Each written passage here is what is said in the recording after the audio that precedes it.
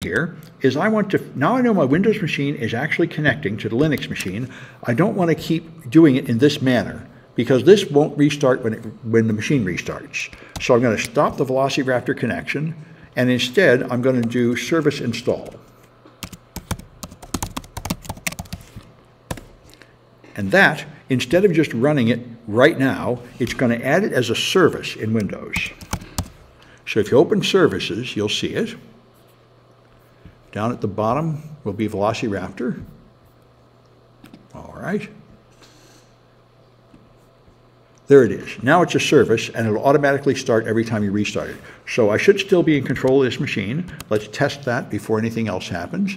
If I go show all, there it is. And if I go here, there it is. So I can refresh it, and it's all there. So I'm still in contact and control of this machine. All right. So now it will always be connected to the server. Now the next thing I have to do is infect this with some malware so I can investigate it. So I open this page and I download the malware, which is, I've got to get to the scroll bar. There it is. All right, I got to make this window smaller. There we go. There we go. Because I'm not letting my Windows machine be maximum. I got to get everything else not to be maximum. Okay, so first I need to disable Windows Defender. I've already done this. I'm not going to bother doing it again, just so it's not going to block it. And now I download this file. So there it comes. All right, it's down. Now I need to extract with the password malware. So I go here. It's a zip file. Now this is Windows 11, so Microsoft has made everything hard to find because that's what they always do. So I right-click, I want to unzip, but they've taken it off this menu. Oh, it's there now. I guess because they know I used it recently. Before I had to go to show more options to see the extract all. So that's what you have to do if you can't find it. So now I'm ready to extract, but it can't extract without a password, and the password is malware. This is the standard for anybody that distributes malicious files. This is not much of malware. It doesn't spread. It's just a batch file that does some actions that malware commonly does. But anyway, there it is. Now in here, by the way, if you can't see the file extensions, which is another thing Microsoft does just to ruin your day, you fix that with View, Show, File Name Extensions. And I've already done that on this machine. So now I can see pup4.exe. Now if I go back to my instructions, okay, extract it all, run the pup4.exe as administrator, and then move the pup4 message file to C. So I'm going to run this file as administrator. By the way, the first time I tried to run it, it would not run. Windows Smart Screen blocked it. So if that happens, you have to go into Properties and clear this. In fact, here you go. This file, well, it's good. I'll demonstrate it. So if you try to run it, Windows Smart Screen has protected me. It doesn't like this file. It doesn't recognize it as a common file, so it won't let me run it. So what you have to do to fix that is go into Properties and clear the block down here. This file came from another computer and might be blocked, so you unblock it. Anything you download that it doesn't recognize will pop that. Now I can run it. Okay, it doesn't do anything when it runs. It's going to pop up a box, which should vanish again. And now I want pup4 message to be in the root of C. So there's the root of C. So I drag that and put it in the root of C. And I'm just going to click and make sure it really got there. It is there, all right? So now I think I just delete everything. Put pup4 in the root of C, delete everything, all the pups, and empty the recycle bin so that stuff is gone. So I'll go back up to downloads, and here's the zip. I'll delete that. Microsoft has taken the delete off the menu because they just want to waste our time. So you have to go to show more options to find delete. And then I need to get rid of the pup4 folder too. Again, Microsoft has hidden the option, but it's down here in delete. All right, I'll get rid of this too. We don't need that anymore. I made that when I was testing things out. All right, now I'm going to empty the recycle bin. So, need to find out, there it is, okay. And there, and there, and there. Okay, over here somewhere, there's the recycle bin. Empty the recycle bin. Okay, there. Now, I think we're ready to restart the machine. Let me check my instructions. Okay, after you restart the machine, and you should see a box popping up, indicating that this machine is infected. So, I might as well close everything I don't need here like this. Close tab. All right, Now I'm going to restart this thing, which is right-click the start button, shut down, restart. And of course, I will lose my remote desktop connection. So the machine is restarting, and I'm no longer in control of it, so I have to wait a few seconds for it to restart. It won't take long because I gave it 4 processors and 8 gigabytes of memory or something like that on Azure, so it moves.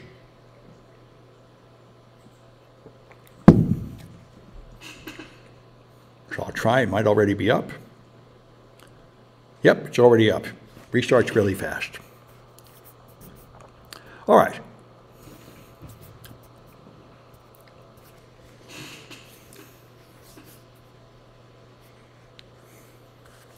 All right. And when it's thoroughly started up, that irritating box should pop up. So I'm just checking to see if it's working.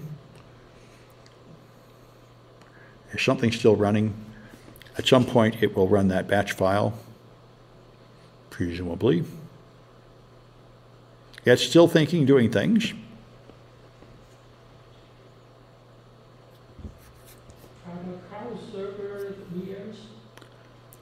Are they VMs, you say? Cloud servers VMs? Yeah, they're VMs. Yeah. They're running in, most of them are running in QEMU or something. This will be probably running in Hyper-V, I suppose, being Microsoft. So there it is. So now my machine is infected. Every time you restart it, it pops up this irritating box, and this simulates the common kind of PUP where weird messages appear on your screen. So that's the point. And so the point is, now we have malware to analyze. This machine is infected, and we would like to analyze that malware remotely from the Velociraptor server. So the first thing we do, it's auto runs. It automatically launches when the machine restarts. So auto runs is the tool that will detect that. So you go to your Velociraptor server, and now we've done this VFS thing. Now we're going to use the collected button here. And you can run automatic scripts, which is all I ever do. There's a ton of scripts, and everything you want to do is right here. You can run your own scripts, but I've never had to. These are great. So you have Windows sysinternals auto runs. And now it tells you how it works. You can have parameters that will look for only certain files, but I just want them all. So I'm just going to run it. I just launch it. When you launch it, it's running here. You see it in the top pane. You choose the item that's running. And now down here, you can go to the log and see how it's going. It started query execution. You see the hourglass. It's still running. It'll take a little while. And it shows 4 lines of logs, but there's more coming. So we just have to wait a few seconds.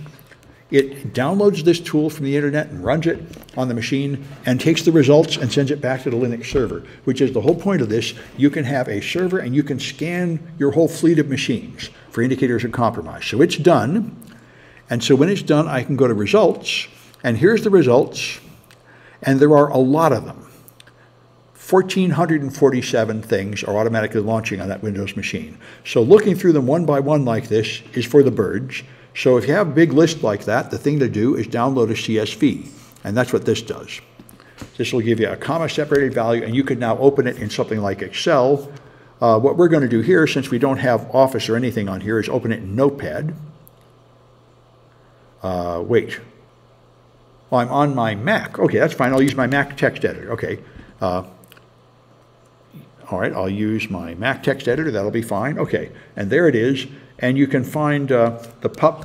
The name of the thing is PUP. I'm just cheating to find it. Now, the way you'd actually find it, by the way, in fact, I can demonstrate the Bright process, which I didn't put in the project because I didn't want to make people download a spreadsheet. But if I double-click this, it'll open in the Mac spreadsheet, I think. Here it comes. Oh, yeah, good. Okay, so now it's sorted in a spreadsheet. This is what you want. Get rid of format. This, and now what you do, you can read this stuff. Let me zoom in. All right, so you have something automatically launching from the registry. Here's the name of the thing. Here's the profile description. And here's the company. See, the company is who signed it. And one thing that's suspicious is when things aren't signed. So you can sort for things that are blank in the company. So what I'm going to do is sort this, and I think that's organize. I got to select everything. Okay, organize. Group rows into categories. I want to go by company. Okay, and now I think it automatically sorted. And so that's Microsoft. And I don't care about anything Microsoft signed. I figure that's okay. And that cleans up most of it, of course, because it's just a plain Windows machine. I haven't installed hardly anything except a browser and a couple other things. There's Microsoft, here's Mozilla, here's Rapid7, here's things that are signed by other companies, which is fine. And now here's stuff that is not signed. This stuff is kind of suspicious. What is this stuff? And you can see, let's get rid of this pane. And we should be able to find the executable.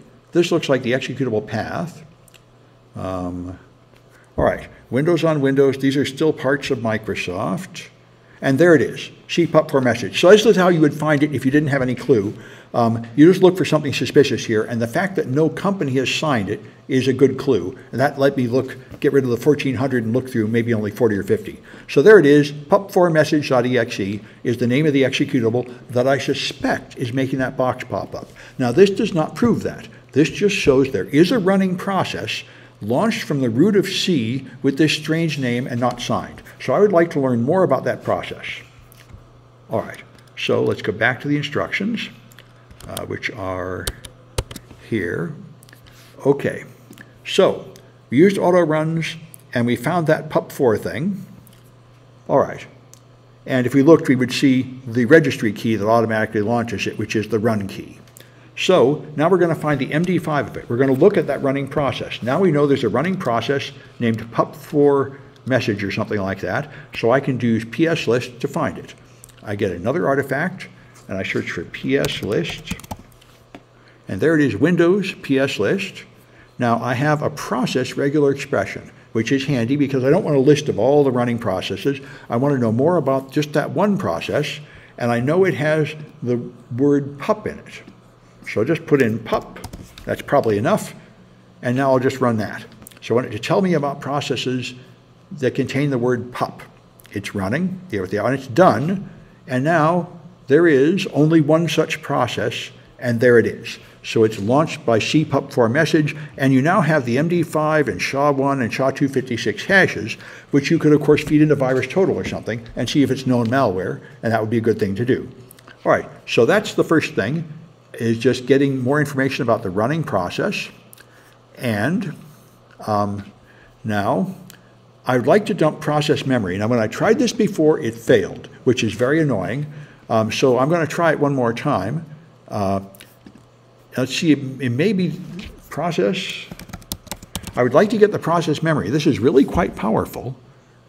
And it would be for Windows. Okay, Windows, prefetch, Cobalt Strike, Windows detection process. That's interesting. You know, that might even do it for me, but I'd like to, now process dump did not work when I did it, which is annoying. I wonder what PE dump does. Dumps a PE from memory and uploads the file to the server. Usually much better than binaries dumped from physical memory. Well, that might work. Let's try this one. I didn't try it before, but this looks pretty good. And the parameters are file name regex. Well, good.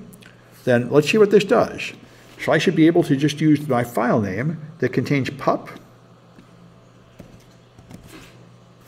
And let's see if that does it.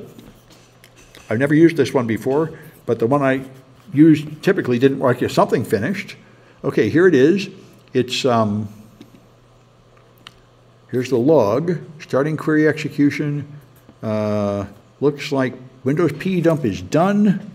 Did it upload a file? It did not. It had no results. Okay, I don't know if I did it wrong. I do know the full name of it. Let's try that again. This is PE dump, I think. Yep, Windows memory PE dump. Configure parameters. I could give it the full name, pup4message.exe. Let's see if that does it.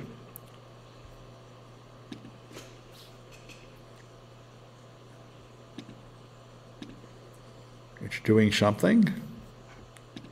No results, no uploaded files. Okay, it failed, and the other one failed too. I'll try that, but what should have worked is process memory dump. Memory and Windows memory acquisition. Wow. Now, the one I tried was process dump, and that doesn't work, but acquisition sounds good. Acquires a full memory image. Well, that's pretty harsh. That would be gigabytes. That would work, but I was hoping to process dump is what I want.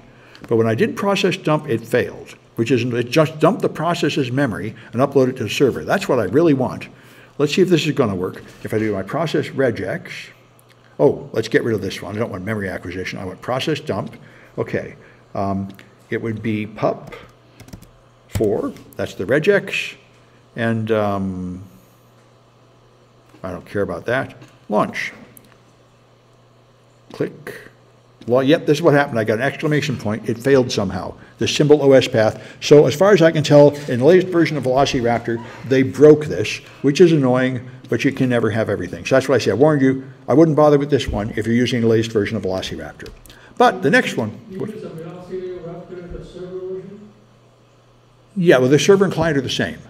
But it's version 7 before it was version 6. And version 6, this worked, but something else was broken.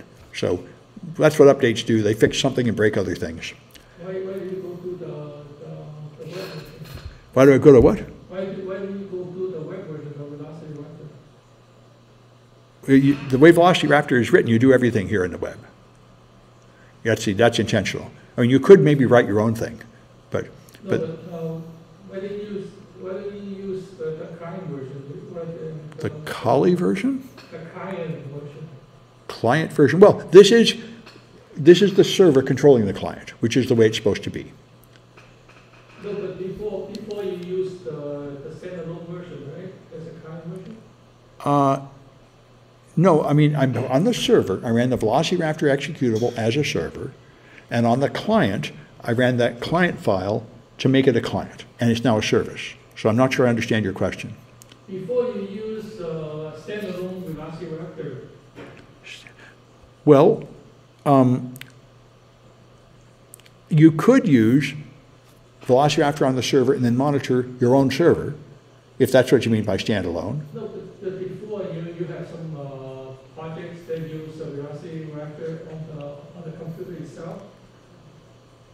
You're not going to the web. You can do that. You could put it on a Windows machine, and you could monitor that Windows machine directly. And you can. The thing about that is you really have to have a very powerful machine because it runs very slowly on Windows.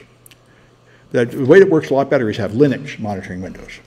And this is what you really need in practice, is you need a remote server, because the idea is you might have 1,000 clients, and you can scan them all from one server. Yeah, you're right. You can run it just on one machine and scan it itself. That's one way to get started. Anyway, so a couple more things to do here. Like Yara. Yara works now. Windows Search Yara. This actually works pretty well. Yara is basically grep. It's just a tool that will look for a text string in a file. And so Windows Yara process, let's see, which one did I like? Windows Search Yara, okay. Windows, because what I want to do, now I know, if I could get the memory, which I can't this time, then I could look in the memory and I could prove that it has that string, your machine is pwned. So that would prove that that is the running process that's popping up the box. And then the question is, are there other executables on the box that are part of this infection? So I want to search for that word pwned in every file on the box, every executable on the box. So I can do that here. I can have a name restricting the files, and here's a Yara rule to tell it what to look for. And this works. So I want exe, so I just get rid of these other ones. All right, so that'll look in exes, and now I want to look for the word pwned, and I only need to see it wide, which is 16-bit Microsoft. I don't expect it to be in these other encodings. So that's it. This will see how many executables on the whole box have that string in them. And so there it is, and here's the log. And it's still running, but it looks like it's scanning things, scanning more things, and you see it is digging through. See Windows System Apps, see Windows System 32. So it is looking through all the executables and checking. This is good. And it's done. So I go to Results. There's only one file on the whole box that contains that string, which is this one, cpup4message.exe. So it doesn't appear that there are other files involved in the infection, at least by this simple criteria. So that's a start. And now I can do remediation. So now I figured out what to do. I found the registry key that launches it, so I can delete that. I found the running process that pops it up, so I can delete that, and I found the file it uses to launch it. So these 3 delete commands will clean off the malware. And in principle, you might think you can run them from Velociraptor, but for some reason it doesn't work. And this is a source of argument among Velociraptor. If I go to my client, I can click it here. There's a shell command here.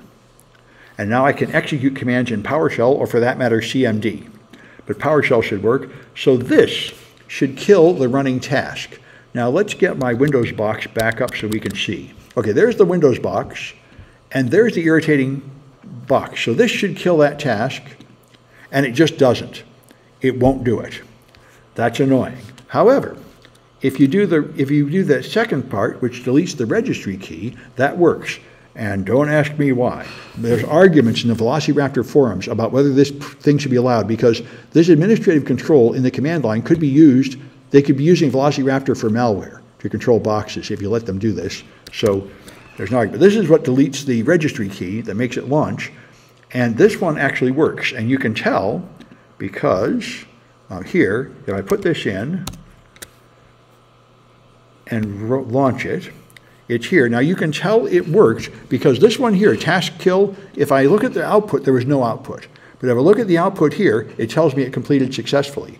And if I run it again, then this time, it doesn't say it was completed successfully. Because, wait, that one, oh, it worked twice? Huh. Thought it would only, no, next time it didn't work. Because it can't delete it again because it's not there. So that one works, but the third one doesn't work. Where you just delete this file. So you can kill the registry key in the Velociraptor console, but you can't kill these other parts. So to clean off the malware, you have to do those directly on the box, which is annoying, but that's the way they wrote Velociraptor. So I'll just do that here to clean off my malware. I need an elevated command prompt. There it is. And now I need to delete that. Access is denied, even though I'm the administrator. Well, that's rude. That might be why it failed with Velociraptor. Even the administrator can't do it. Oh, because it's still running. You have to kill the process first, of course. So that's this one here. Right. Is there a way to set in the web to set the registration for the PowerShell, the command shell? In the web, you say? Yeah. Right now you're going to the machine, right? Yeah. In the Velociraptor, is there a way the shell is the way to set it? It's a very good question. Maybe I'm not the administrator, but I should be able to delete registry keys. Let's find out. We can do who am I? I think I'm the administrator, but let's see. Let's see, who am I? Let's launch that and see the response. I'm system, so I should be able to do anything. So I'm very powerful, but still, I think that it's intentional. They block certain commands. All right, now I got to delete. Now I should be able to delete that file. So if we just do this, there we go. So now I've cleaned the malware off of that box, and I think that's it for this project. Yep, that's remediation. All right. And the other next 2 projects, I haven't had time to check them with the latest version, so you might hit some trouble, but there's a couple more you investigate here. If you want to be aware, these might have bugs in them with the latest version of Velociraptor. But that's enough that you get an idea how it works, and I'm going to stop this recording.